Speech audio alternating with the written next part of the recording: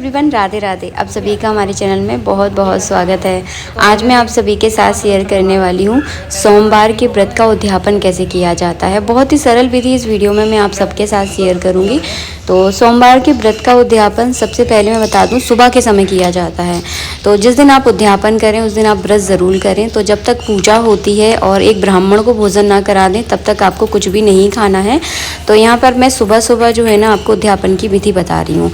यहाँ पर मैंने एक पटा लिया है, पटे पर मैंने सफ़ेद कलर का कपड़ा बिछा लिया है। पार्वती माता और भगवान शिव की अगर कोई आपके पास तस्वीर है तो आप चावलों के ऊपर तस्वीर को विराजमान कर लीजिए। और अगर आपने सोमवार के व्रत में पार्थिव शिवलिंग बनाकर पूजा की है तो आप उद्यापन वाले दिन भी पार्थिव शिव परिवार बनाकर ही पूजा करें। अगर आपने सोमवार के व्रत में पार्थिव शिव परिवार बनाकर पूजा नहीं की है तो जो भी आपके घर में शिवलिंग है केवल उनके साथ ही आप जो है ना इस व्रत का उद्यापन कर सकते हैं। अगर आपने मंदिर में पूजा की है तब भी आप घर पर ही उद्यापन करें, क्योंकि घर में उद्यापन करने से एक फ़ायदा होता है कि आप पूजा एकदम तसल्ली से कर सकते हैं और कोई दिक्कत नहीं होती है।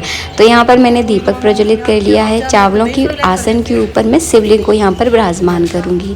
तो मैं पहले ही बता चुकी हूँ, अगर आप पार्थिव शिवलिंग बनाना चाहते हैं तो पार्थिव शिवलिंग भी आप बना सकते हैं। सबसे पहले आपको संकल्प पूरा करना है। हाथ में मैं थोड़े से चावल लूँगी, थोड़ा सा जल लूँगी, एक फूल लूँगी, एक आपको फल लेना है और आपको कुछ दक्षिणा लेना है। दक्षिणा आप अपनी स्थिति और के अनुसार जो है ना ले सकते हैं। 11, 21, 51 रुपये, जितनी देखिए आपकी श्रद्धा हो उस हिसाब से आप ले सकते हैं। इसके बाद मुझे संकल्प को जो है ना पूरा करना है। तो संकल्प में आपको क्या बोलना है, हे प्रभु मैंने सोमवार के व्रत के इतने व्रत जो है ना पूरे कर लिए हैं और इस व्रत का जो है ना मुझे संपूर्ण फल जो है ना प्राप्त हो, ऐसा कहते हुए जो है ना आपको ये सब कुछ भगवान शिवलिंग पर चढ़ा देना है। बहुत सरल भाषा में मैंने आपको बताया है, क्योंकि मंत्र जो है ना शायद बहुत सारे लोग नहीं बोल पाते हैं, इसलिए मैंने ये शब्द कहकर आपको बताया कि आप ऐसी भावना करते हुए जो है ना इस संकल्प को पूरा करते हैं। संकल्प को पूरा करना बहुत ज़रूरी होता है। जब आप व्रत शुरू करते हैं तो संकल्प लेना ज़रूरी है और जब व्रत पूरा हो जाता है उद्यापन वाले दिन संकल्प पूरा करना ज़रूरी है। कहते हैं संकल्प से कार्य की सिद्धि होती है। हम बहुत सारे व्रत करते हैं लेकिन उनका हमें फल नहीं मिलता। फल इसीलिए नहीं मिलता है क्योंकि हम संकल्प नहीं लेते हैं। संकल्प लेना बहुत ज़रूरी होता है। इसके बाद हम शिवलिंग को यहाँ पर स्नान कराएंगे। सबसे पहले मैंने गंगा जल चढ़ाया, उसके बाद कच्चा दूध, फिर दही, घी, शक्कर, शहद से जो है ना भगवान को अच्छे से स्नान कराएं। तो ये देखिए ये है बूरा, मैंने केसर वाले जल से भी भगवान को स्नान कराया है। आपकी कोई विशेष मनोकामना है तो उसके तहत भी आप भगवान शिव को स्नान करा सकते हैं। अगर आप धन की प्राप्ति करना चाहते हैं तो गन्ने का जूस बहुत अच्छा होता है। अगर आपको गन्ने का जूस नहीं मिल पा रहा है तो आप गुड़ को जल में घोल कर भी आप स्नान करा सकते हैं। इस जल को आपको अपने सिर पर रखना है और सिर पर रखने के बाद आप इसे चाहे तो पीपल के वृक्ष में डाल सकते हैं। पीपल का वृक्ष नहीं है तो अपने घर के पेड़ पौधों में डालते हैं। इसके बाद करेंगे हम भगवान का अंग पोषण करेंगे और भगवान को स्नान कराते समय ध्यान रखिएगा ये कहीं दूध, दही, घी, शक्कर लगा नहीं रहना चाहिए। अच्छे से भगवान को स्नान कराना है। इसके बाद मैंने थोड़ा सा इत्र लिया है। भगवान की अच्छे से मैं इत्र की मसाज करूँगी। खूब अच्छे से आपको इत्र लगाना है, जलहरी में अच्छे से इत्र लगाना है। तस्वीर का साथ के साथ आप पूजन करते जाइए। जैसे कि मैंने यहाँ पे इत्र लगा दिया है, टीका लगा दूँगी। पार्वती माता को मैं रोली का टीका लगाऊँगी। यहाँ पर शिवलिंग पर मैंने इस तरह से जो है ना त्रिपुंड बनाया जाता है। तो देखिए जो उंगली से बना रही हूँ। वैसे तिलक का महत्व जो है ना उंगली से ही होता है। काफ़ी सारे लोग सीख से लगाते हैं लेकिन उंगली का महत्व अलग है। तो आप जब भी टीका लगाएं हमेशा उंगली का ही प्रयोग करें। इसके बाद मैं यहाँ पे चावल चढ़ा दूंगी, कलावा रूपी वस्त्र अर्पित करूंगी। उद्यापन वाले दिन आप जनेऊ ज़रूर चढ़ाएं और जिनके पास जनेऊ नहीं है वो केवल कलावा रूपी जनेऊ जो है ना चढ़ा सकते हैं, क्योंकि काफ़ी सारे लोगों के पास जनेऊ नहीं होता है और फिर जनेऊ उनके यहाँ कोई पहनने वाला भी नहीं होता। तो फिर बाद में उस जनेऊ का बेचारे क्या करें। तो अगर आप चाहें तो जनेऊ के रूप में आप कलावा भी जो है ना चढ़ा सकते हैं। पार्वती माता को यहाँ पर मैं रोली का टीका कर दूंगी। जब भी आप रोली का टीका करें रोली को हल्का सा गीला आप ज़रूर करें, क्योंकि कभी भी सूखी रोली का टीका नहीं किया जाता है। इसके बाद मैंने यहाँ पे चावल चढ़ा दिए हैं, फूल चढ़ा दिए हैं। माला है तो आप माला पहना देना। और अपराजिता के फूल भगवान शिव को बहुत प्रिय हैं, तो आपको अगर मिल जाते हैं तो आप ज़रूर चढ़ाइए। सफ़ेद कलर का अपराजिता का फूल बहुत अच्छा होता है चढ़ाना, अगर आपको मिल जाए तो ज़रूर चढ़ाइए। इसके बाद आपको बेलपत्र चढ़ानी है।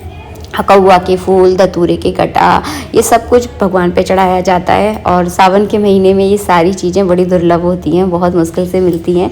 तो मेरे यहाँ जो है ना समी का वृक्ष लगा हुआ है, तो केवल समी जो है ना मैं चढ़ा दूँगी।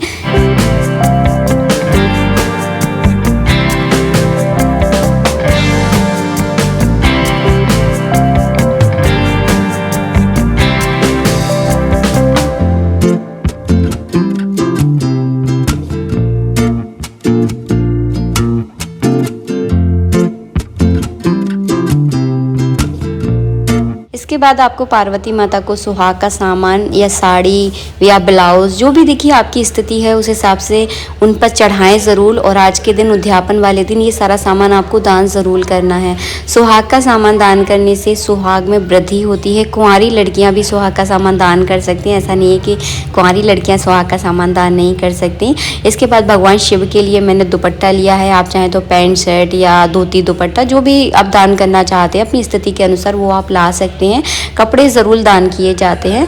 इसके बाद आप भोग लगा दीजिए और उद्यापन वाले दिन अपने घर में आपको खीर, पूड़ी और इस तरह के पकवान आपको ज़रूर बनाने हैं। कम से कम एक ब्राह्मण को आप भोजन ज़रूर कराएं अगर आप व्रत का पूरा फल प्राप्त करना चाहते हैं। ब्राह्मणों की जूठन अगर आपके घर में गिरती है तो इससे आपके घर के बहुत सारे दोष खत्म हो जाते हैं, बहुत सारी छोटी छोटी दिक्कतें आपके जीवन की खत्म हो जाती हैं। इसीलिए ब्राह्मण भोजन का बहुत ज़्यादा महत्व है। कुछ लोग यहाँ पर बोलेंगे दीदी हम गरीब को खाना खिला सकते हैं। हाँ, खिला सकते हैं, मैं मना नहीं कर रही हूँ, लेकिन ब्राह्मण भोजन का अलग महत्व है। शास्त्र जो है ना ब्राह्मण भोजन को प्रधानता देता है। गरीब को अगर आप भोजन कराओगे तो वो उसकी मदद कहलाएगी, दान नहीं कहलाएगा। ऐसा करती हूँ, जो मैं समझा रही हूँ आपको समझ में आ रहा होगा। और ब्राह्मण को भोजन कराने के बाद ये वस्त्र जो है ना उनको दान करना है। सुहाग का सामान किसी सुहागिन स्त्री को ही आपको दान करना है।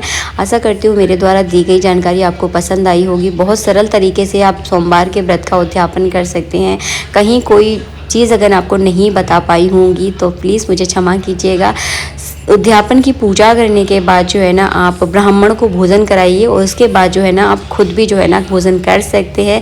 इसके बाद जो है ना आपका व्रत पूरा हो जाता है। मिलेंगे आप सबसे नेक्स्ट वीडियो में। वीडियो अच्छा लगा है तो लाइक कीजिएगा। राधे राधे।